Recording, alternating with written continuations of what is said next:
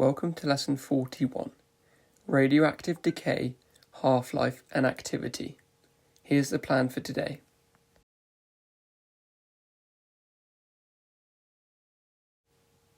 The decay of a single atom is like rolling a 6 on a dice. You cannot say when it will happen specifically, but roll enough dice and the behaviour becomes utterly predictable. Let's test that. Throw 1,000 dice. Roughly how many come up 6? About 1/6 of them. Now take those away and re-throw the test, and about 1/6 of those come up 6. And again. Notice what stays constant. Not the number decaying each round, but the fraction. Every round, 1/6 of whatever is left goes. And that's exactly how radioactive isotopes behave, which is why we don't track the number decaying, we track the time it takes for half of them to go. As a matter of interest, it takes about 3.8 rolls to lose half of the dice. So the number of undecayed nuclei falls exponentially, but the time for half of them to decay is always the same, no matter where on the curve you start. That constant time is half-life, also denoted by tau or T subscript half. That's the property that makes exponential decay so tidy.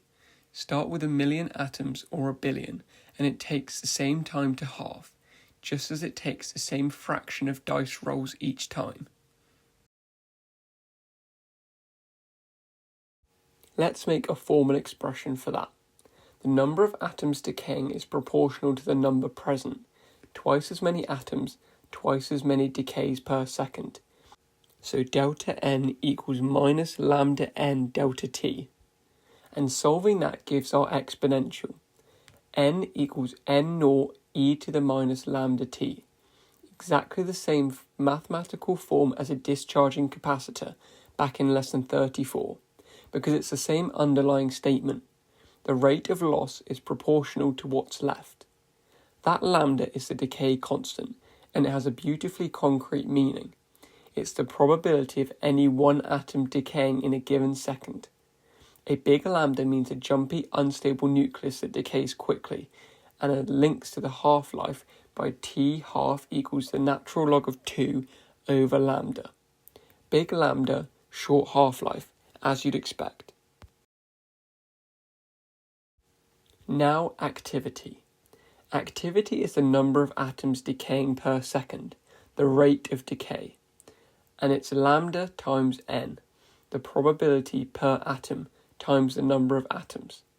And here's the point students miss. Activity is not constant. It falls over time, because as atoms decay, there are fewer atoms left to decay, so fewer decays happen each second. So activity decays exponentially too, with exactly the same shape. A equals A0 e to the minus lambda t. A fresh source is far more active than an old one. And from that you get the power output of a source. It's the activity, decays per second, times the energy released per decay. Multiply them and the decays cancel, leaving energy per second. That's power. P equals AE. Finally, the uses.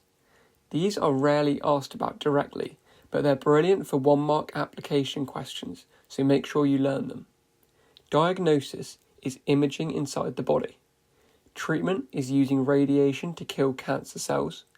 Sterilization is killing bacteria on equipment or food. Tracers, injecting a source and following where it goes, whether through a body or a pipeline.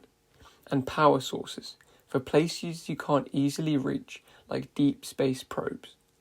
And the skill in the exam is matching the right isotope to the job, thinking about the half-life and the type of radiation.